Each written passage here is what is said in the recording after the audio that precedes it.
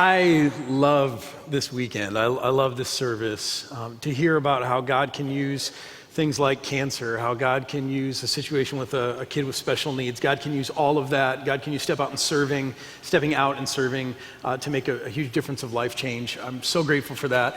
And today we're going to kind of change gears right now to how God can use a global economic crisis for life change. And so with me, I've got Carlo, Merlo. And Carlo, briefly, you're part of St. John, but briefly tell us about you and your family.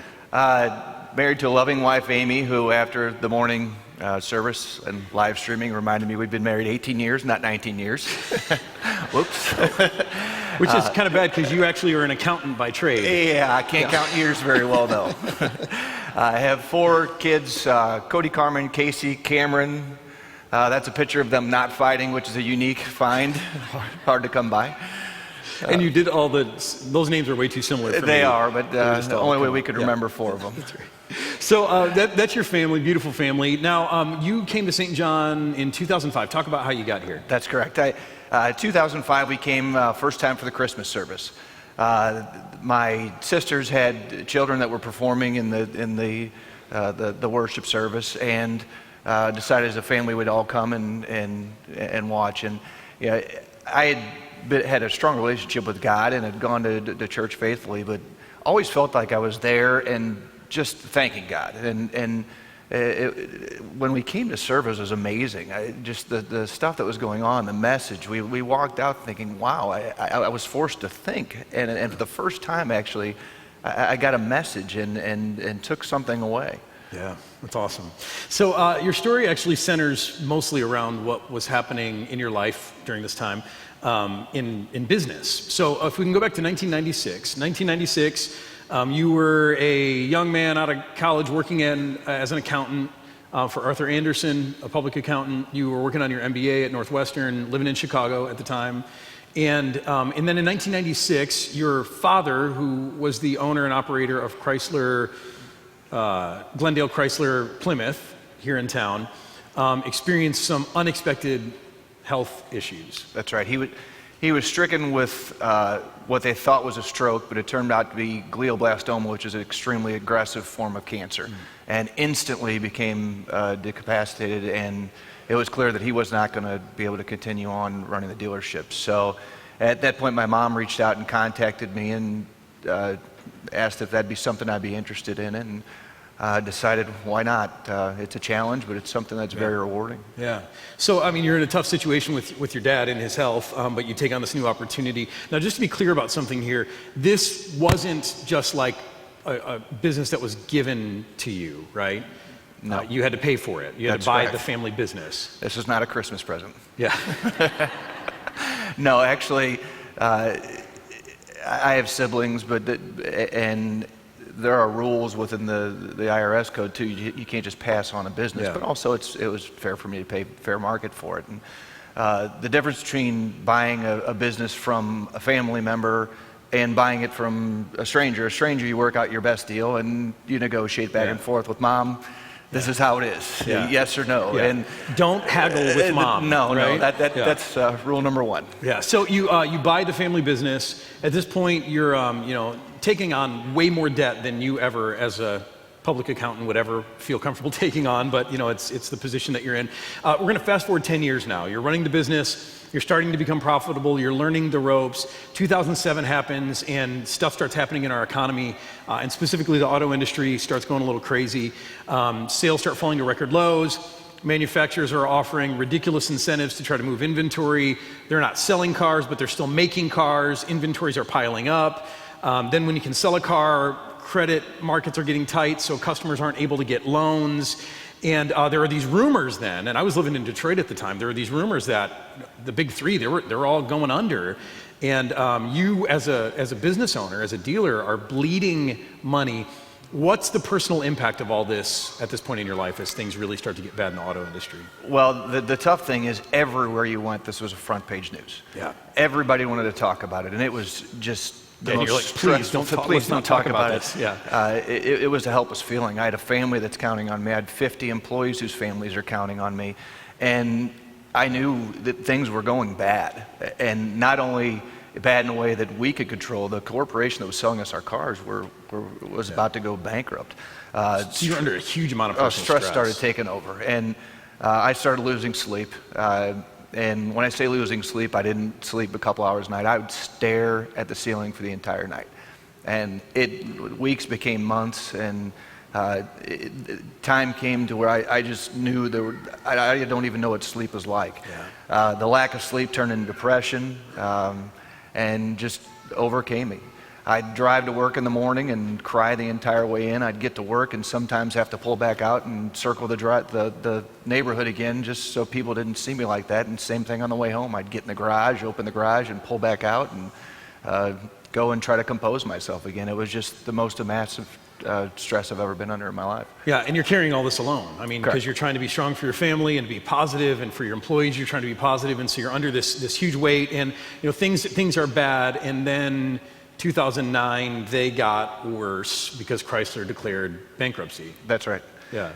We were in Minnesota at the time. Actually, my daughter had made the top 15 boys team in St. Louis, and they were up there competing against a Minnesota team. So great. So your daughter's a hockey player, yes, which is pretty awesome. Yes, she is. Yeah. Very good hockey player. Yeah. A great time in her life. And I'm trying to just forget about business for a day, and here I get a phone call.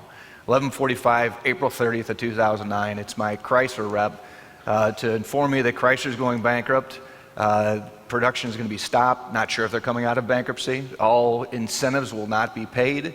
All cash that we've got with Chrysler frozen. Basically, no certainty whether we have a future. Yeah, that's crazy. So, I mean, I can't imagine being in that position, and then not only knowing that it's bad, but not knowing how bad it's going to be. It's all uncertain. And I know at this time there were other Chrysler dealers, and you knew probably better than I did, but it was in the news. There were some other car dealers who saw no way out, and there were some guys who committed suicide. That's correct. At this moment, they were just so hopeless about the situation. But for you, that's playing on your mind. But you decided that you needed to try to make this work, and so you started selling stuff, right? Yeah, everything that we could find. Anything that was not chained to the floor, we sold. At the dealership, we started selling equipment. We put our house on the market, which, of course, no houses were selling, so that was hopeless. But just had to generate cash. We had to make payroll. The one thing I knew is if we ever missed payroll, that was going to be the end. Without the people that support you, we would have been in trouble. Yeah, so you're paying your employees, but at this time, you have to cut your salary. I took my salary down to zero. Yeah. At that point, if I gave myself a salary, it was just more losses that we were going to sustain and more cash I'd have to come up with. So at that point, we just cut my salary to zero. Yeah, and there's no cash to be had anywhere because banks aren't lending, Chrysler's not reimbursing for incentives, the government's not reimbursing in their Cash for Clunkers program. So there are all these promises, no one's paying anything, and you're trying to make things float. And so you're there in the pit of despair, and this stress, I can only imagine, is getting worse and worse and worse. But then God began to do something. Specifically, there was a weekend you came in here, and I think at the time you used to sit right there. Right near the front row. Front row. You don't sit there anymore. What happened? Yeah, scary things. Yeah, scary things happen in the front row at church. And you said that, you told me that church was one of the moments of your week that you actually experienced some relief. That's right. Here, in any crisis, we panic. And everything gets cloudy. And the one thing when I came to worship every week, it was 1 hour where I just took time out and just thought. And there was always a message. And that particular Sunday, and to back up a little bit, Saturday night I had made the decision that things were done. We were down to 11 cars. Business was over. There was no hope of coming out of this. I was going to tell my wife on Monday morning, I'm done. I can't take the emotional stress of it. And then, of course, we sit in the front row, and the message of service is don't quit. Don't quit. Yeah. Which had nothing to do with me. They were talking to the fifth guy in the sixth row or something. So I thought this has to be because of all the dramatic things that other folks in my position were doing in their lives. This is God telling me, don't give up on life. You have a beautiful wife, kids that love you, and there are so many better things to live for. Right, so you're hearing it not as, don't quit on your business. You're hearing it as, hey, the business is gone, it's done, but God's saying, I have a life for you after this, so hang on. But God had a plan for your business, and you didn't realize that. So you leave church, and you're ready to tell your wife a little bit later that, hey, after 40 years of our family business existing, we're going to have to close. We can't do this anymore. We don't have any more money. We're out of options. And so you sit down and have a conversation with her, but at that moment she has something for you. That's right. As I approach her, I say, I've got news, you need to sit down. And she says, well, I also have news.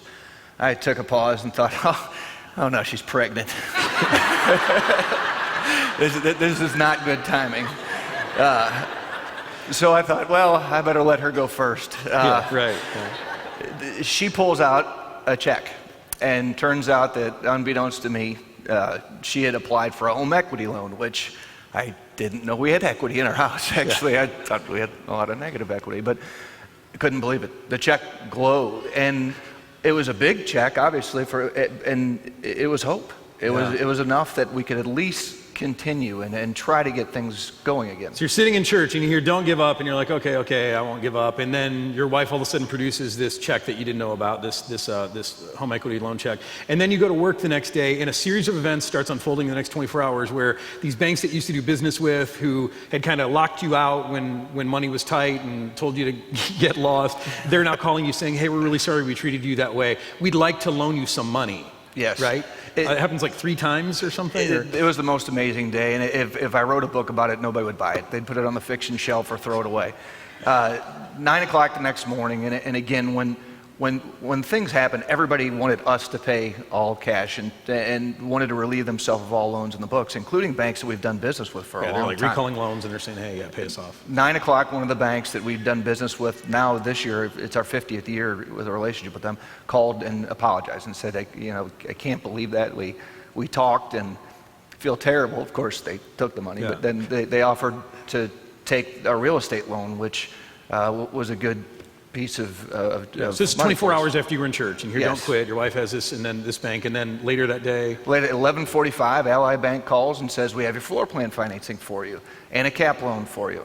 Then 4 o'clock that afternoon, a friend that is an attorney called and said, I've got a guy. Well, everybody's got a guy. But okay, what does your guy do? Well, he loans money. It's not a great interest rate, but it's enough to keep you rolling. I thought, this is unbelievable. It has to be a joke, and if it is a joke, it's not a funny joke. Right. It's only going to last so long, but this is 24 hours in our life. Amazing.